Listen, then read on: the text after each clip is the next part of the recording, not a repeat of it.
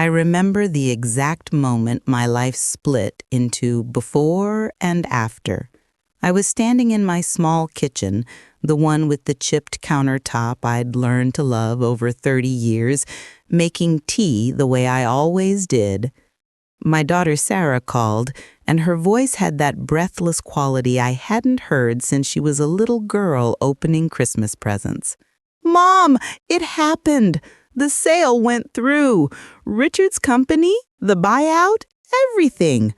Mom, we got $40 million. $40 million? I had to sit down. My hand shook as I set the teacup on the table, and I felt my heart do something strange in my chest. Not jealousy, you understand, just shock. My son-in-law Richard had been working on this tech business for years, always saying the big break was coming, and now it had. "That's wonderful, sweetheart," I managed to say. "I'm so happy for you both." And I was, truly. Sarah had struggled for so long, working 2 jobs while Richard built his dream. They'd lived in a cramped apartment, counting every penny. I'd helped when I could, which wasn't much on my widow's pension, but I'd given what I had. Time, mostly, babysitting their son when they couldn't afford childcare, cooking meals and bringing them over, being there. "We're going to buy a house, Mom, a real house, in Meadowbrook Estates." Meadowbrook Estates. I knew that neighborhood. Gated. Enormous houses with columns and circular driveways, the kind of place where people had housekeepers and landscapers and cars that cost more than I'd earned in 5 years of teaching. "That sounds beautiful, honey. You could come see it next week once we close. I'll text you." After we hung up, I sat with my tea getting cold, feeling something I couldn't quite name. Pride, yes. Happiness for my daughter, but also something else, something small and uncomfortable, like a pebble in my shoe, something that whispered, "Things are going to change now."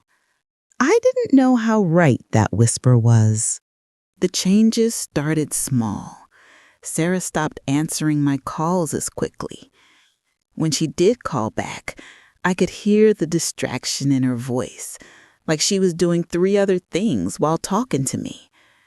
She mentioned new friends, names I didn't recognize. Meredith and Jonathan, Victoria, people from the club. "Which club, dear?" I asked. "The country club, Mom. We joined last month." Of course they did. I visited the new house once they moved in. It was enormous, almost obscene in its size. 8 bedrooms for 3 people. A kitchen with marble counters and appliances that looked like they belonged in a restaurant. Sarah gave me a tour, but her smile seemed tight, practiced. "This is amazing, Sarah," I said, meaning it. "You worked hard for this." "We worked hard," she corrected, emphasizing the "we" in a way that somehow excluded me from the equation. Richard barely said hello. He was on his phone in his study, and when he did emerge, he looked at me like I was a piece of furniture someone had left in the wrong room. He'd always been a bit cold, but money had turned that coldness into ice. I started noticing other things. Sarah changed her clothes, her hair, even the way she talked. She developed this laugh that sounded hollow, performative. She started sentences with phrases like, "Our financial advisor says," and "people at our level." Power level. As if life was a video game and she'd suddenly unlocked a new world that I couldn't access. When I mentioned needing to see a doctor for my knee, she said, "Can't you just use your Medicare?" Not unkindly, but not kindly either. Just distant, like my problems were happening on another planet. I still loved her. That's the thing people don't understand. You don't stop loving your child just because they disappoint you. But I started to see who she was becoming, and it made my heart ache in ways I couldn't explain. It was about 6 months after the money came when Sarah first mentioned me moving. We were having lunch at a restaurant I would never have chosen, the kind where they put 3 asparagus spears on a white plate and call it a course. Sarah picked at her salad and said, casually, like she was commenting on the weather, "You know, Mom, you should really think about downsizing." Downsizing? Your house. It's too big for one person. All those stairs with your bad knee. And that neighborhood? It's not getting any better. You should sell. Get something smaller. Maybe one of those senior communities. I felt something cold settle in my stomach. I like my house, Sarah. Your father and I raised you there. It's full of memories. Memories don't pay for repairs, Mom. Her voice had an edge now. And honestly, it's embarrassing when my friends ask where you live and I have to explain it's in that area. Embarrassing. There was that word. I see, I said quietly.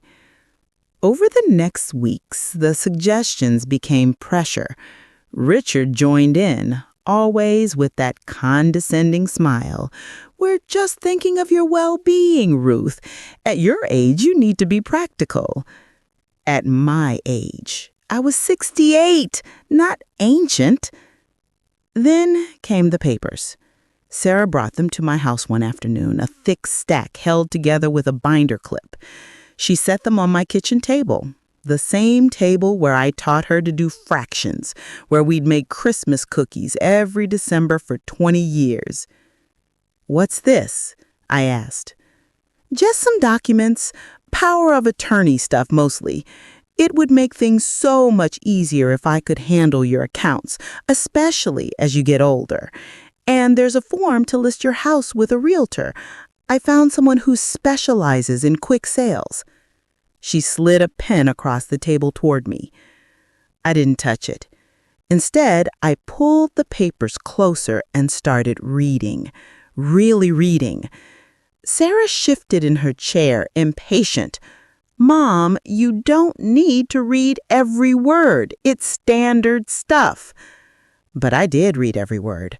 I'd been a teacher for 35 years. I knew how to read carefully. And what I saw made my blood run cold.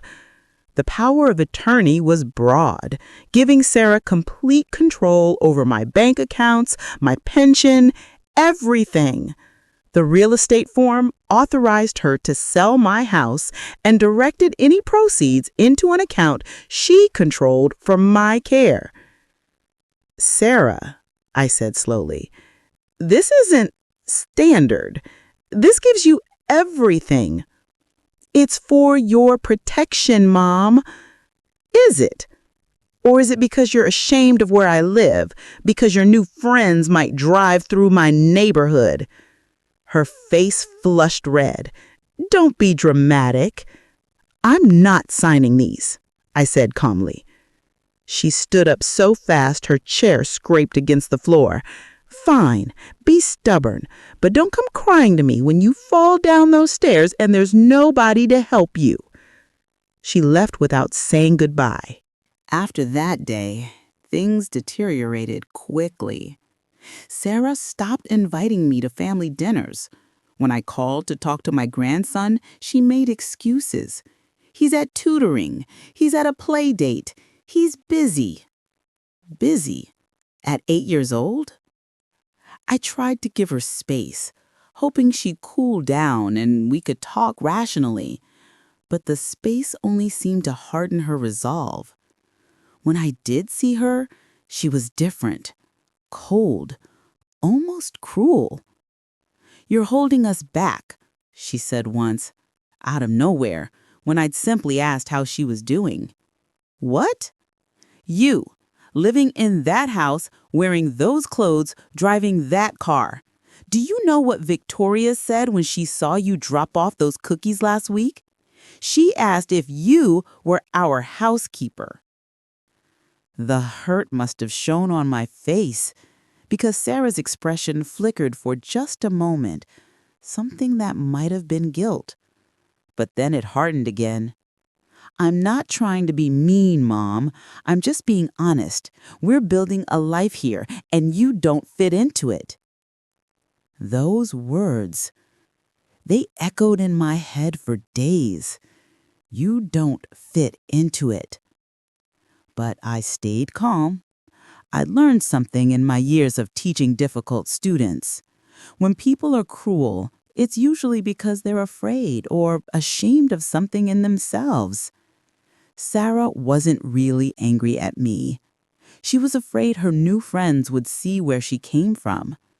So I made preparations quietly. I went through my documents, my father's old papers from when he'd passed, my late husband's files. I found things I'd forgotten about, small accounts, investments from years ago. Nothing huge, but enough. I also found the original paperwork for Richard's company. You see, back when Richard was first starting out, when they had nothing, he needed someone to sign as a guarantor for a business loan. Sarah didn't qualify. She had no credit. So he asked me, and I signed. I'd forgotten all about it until I found the papers in a box marked Important Documents, 2008. I made copies of everything. I put them in a safe deposit box at a bank across town where Sarah didn't know I had an account. And then I waited. The call came on a Tuesday evening. Sarah's voice was sharp, businesslike. Mom, we need you to move out by the end of the month. I blinked. Move out? I own my house, Sarah. No, I mean out of town. Richard got you a place. A senior apartment in Florida. It's all arranged. 1 bedroom, near the beach. Activities for people your age. You'll love it. You're sending me to Florida? My voice stayed level, even though my heart was pounding. We're not sending you anywhere. We're helping you relocate somewhere more appropriate. The apartment is paid for 6 months. That should give you time to sell your house and figure things out. And if I don't want to go to Florida? The silence on the other end was sharp enough to cut. Then I guess you're choosing not to have a relationship with us, with your grandson. Is that what you want? It was an ultimatum. Go away or lose your family. I took a deep breath. I need to think about it. You have until Friday to decide. She hung up. I didn't sleep that night. I lay in bed, in the house where I'd raised my daughter, where my husband and I had dreamed our dreams, and I cried quietly into my pillow, not for myself, for Sarah, for the person she'd become. On Friday, I called her back. I'm not going to Florida. Then we're done, Mom. Sarah, please, let's just talk about this. No, I'm done talking. I'm done with you dragging us down. I'm done being embarrassed. Don't call me. Don't come by. Don't contact us. We'll send you whatever legal paperwork you need. Goodbye. The line went dead. 2 days later, a courier delivered papers, cease and desist, restraining order application. They were really doing this. I hired a lawyer with some of my savings, a nice woman named Patricia, who listened to my story without judgment. They're trying to intimidate you, she said. These papers won't hold up. But Ruth, I have to ask, why are you fighting this? Your daughter has made it clear she doesn't want you in her life right now. Because, I said quietly, she's making a terrible mistake. And when she realizes it, she's going to need her mother. And I won't abandon her, even if she's abandoned me. Patricia nodded slowly. You're a better person than most. No, I'm just a mother. I stayed away like Sarah demanded, but I paid attention. You can learn a lot from public records if you know where to look. And I looked. What I found worried me. Richard and Sarah had moved their money into some kind of private investment fund managed by a man named Derek Castellano. The returns he promised were absurd, 18% annually, guaranteed. I'd lived long enough to know that nothing in life is guaranteed except death and taxes. I also saw that they'd taken out massive loans using the Meadowbrook house as collateral. Why would you borrow millions when you just got $40 million? Unless the $40 million was already gone. Then I saw the lawsuit. 3 former clients of Derek Castellano suing him for fraud. The case was public record. They claimed he'd run a Ponzi scheme, that their money was gone. My stomach dropped. I tried calling Sarah. The number was disconnected. I tried Richard. Same thing. I drove by the house one evening, just to see. There were cars I didn't recognize in the driveway. Expensive cars. I called Patricia, my lawyer. Can you find out what's happening with my daughter's finances? Something's very wrong. It took her 3 days. When she called me back, her voice was grim. Ruth, sit down. The money's gone, almost all of it. Castellano's fund was a scam. Your daughter and son-in-law invested $35 million. It's gone. And the loans they took out, they're coming due. The bank is moving to foreclose on the house. There are other creditors too. They're looking at bankruptcy, possibly criminal investigation if the authorities think they were complicit. I felt dizzy. Where are they now? I don't know. But Ruth, there's something else. Because Richard used your signature as a guarantor on that old business loan, and because they folded some of those original debts into new loans, the creditors are coming after you, too. What? Richard apparently used that old guarantee as leverage for new credit, without your knowledge, which is fraud. But that won't stop them from trying to collect. You need to fight this. I can help, but it's going to be expensive. I thought about my small savings, my Social Security, my quiet life. Do it, I said. Protect what I have.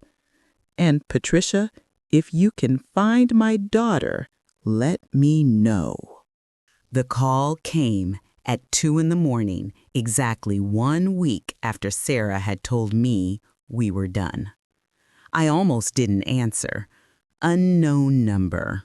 But something made me pick up. Mom? The voice was small, broken. Sarah. Sarah, where are you? She started crying, not the delicate tears she'd perfected for her new friends, but deep, gasping sobs. Mom, I'm in a parking lot.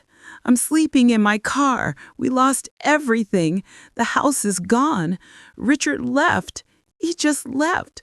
took what cash we had left and disappeared. I have nothing. Mom, I have nothing. My heart broke and hardened at the same time. Where's your son? With Richard's parents. They took him. They said I'm unfit. Mom, I'm so sorry. I'm so sorry for everything. I was horrible to you. You were right about everything, and I didn't listen, and now... She dissolved into crying again. I closed my eyes. Every hurt she'd caused me in the past year flashed through my mind.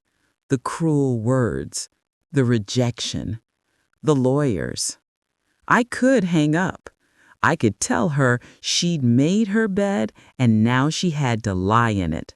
I could get my revenge. Instead, I said, "Tell me where you are." I found her in a Walmart parking lot 40 minutes away, slumped in the driver's seat of a BMW that would probably be repossessed by morning. She looked terrible. Hair unwashed, yesterday's makeup smeared, wearing designer clothes that now seemed like a costume.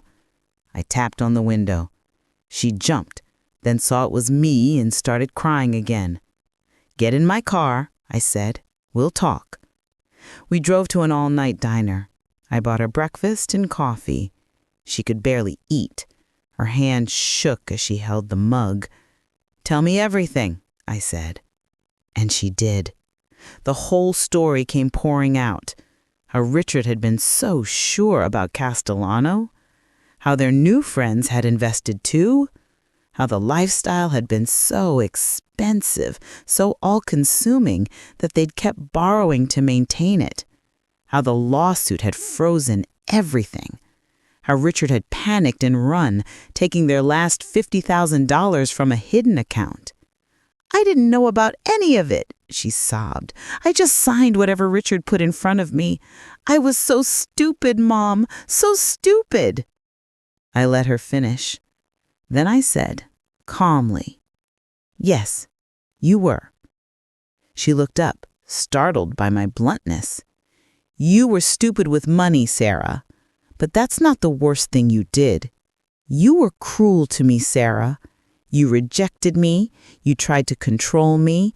You told me I was an embarrassment. Those things hurt worse than any financial disaster." "I know." Her voice was a whisper. "I know, and I can't take it back. I was awful. I got caught up in everything, and I forgot who I was. I forgot who you were. You gave me everything, and I threw it away." I sipped my coffee. "What do you want from me now?" "I don't know. I don't deserve anything. I didn't know who else to call." "You want money?" She flinched. "No, I don't know. I need help. I don't know what to do." I pulled out my phone and showed her Patricia's number. "Call her tomorrow. She's a lawyer. She can help you navigate the legal mess. She's already helped me protect my assets from Richard's creditors." Sarah's eyes widened. "You knew?" "I found out. I was trying to figure out how to warn you, but you'd blocked me out of your life." Fresh tears spilled down her cheeks. "Oh, God." "Sarah, I'm going to help you, but not the way you think. I'm not going to pay your debts or let you move in with me or fix everything. You need to fix this yourself. But I'll be there for advice. I'll help you find resources. I'll make sure you have food and a way to contact your son. But I'm not rescuing you." "Why?" she asked. "Why would you help me at all after what I did?" I reached across the table and took her hand. "Because I'm your mother. Because I love you. But also because you need to learn that love isn't the same as being a doormat. I have boundaries now. You crossed them. If we're going to rebuild our relationship, it's going to be on different terms. Terms where you respect me." She nodded, crying quietly. "I understand." "Do you?" "I think so. I hope so." We sat in silence for a while. Then I drove her to a women's shelter I'd looked up on my phone.